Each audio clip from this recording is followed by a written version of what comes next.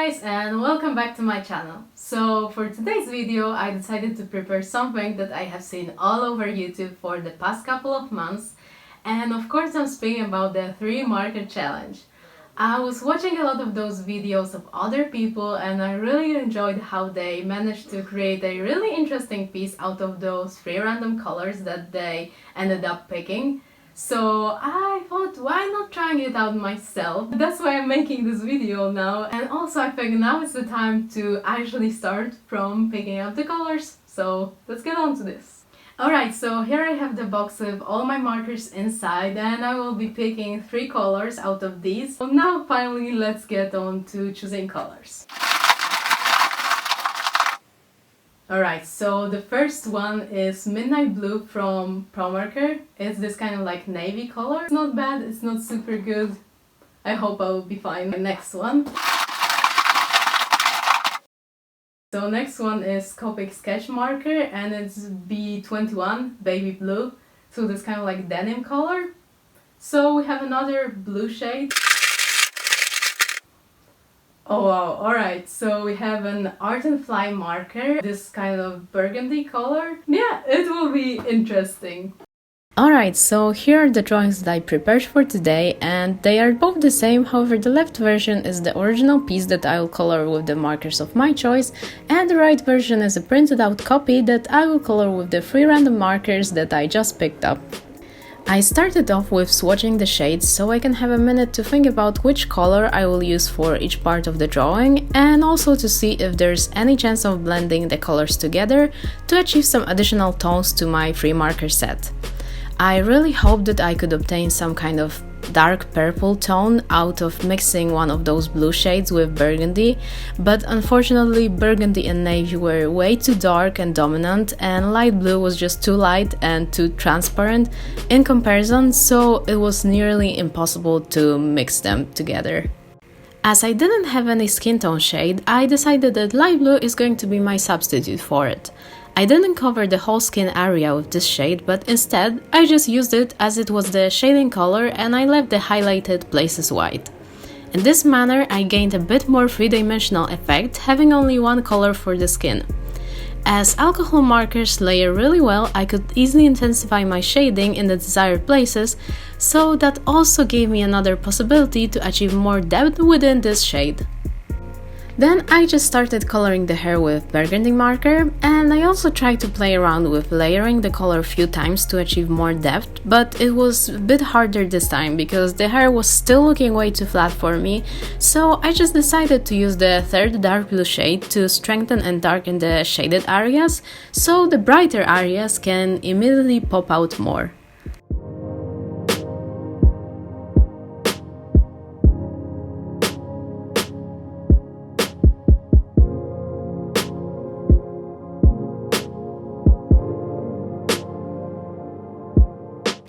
Next I went on with coloring her clothing, and I used burgundy shade for her top and light blue for her denim jacket.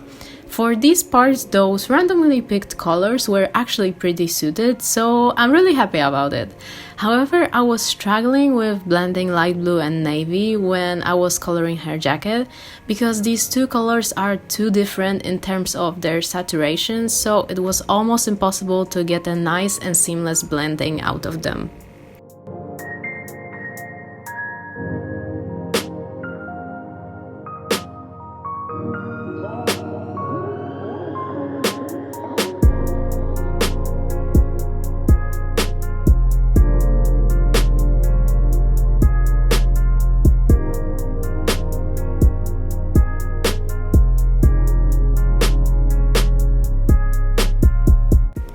As the 2 last parts, I color her jeans with navy marker and the shoes with dark red.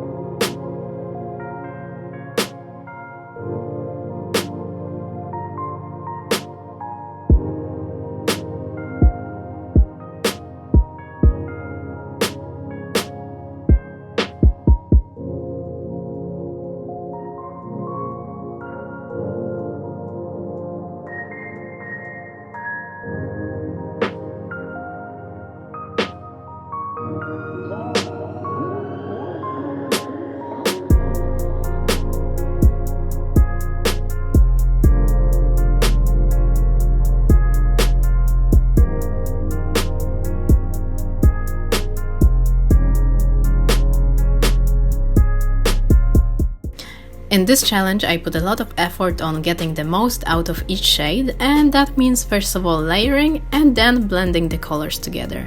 Also, I should have mentioned this earlier, but I allowed myself to use black fine liner and white gel pen so I can have something to tie the whole drawing together. And in this case, white gel pen was my savior, since I could add some details like distressed holes in both her jacket and jeans, and also add some highlights. And with the help of the fine liner, I could easily do some hatching shading and outline the whole illustration. And overall, I think that if only I had a skin tone shade in addition to these 3 markers, this drawing would look totally normal, since the colors of her outfit and even the hair are not that extraordinary at all. So I'm pretty happy with the result, and those markers that I ended up picking weren't as bad as I thought that they would be.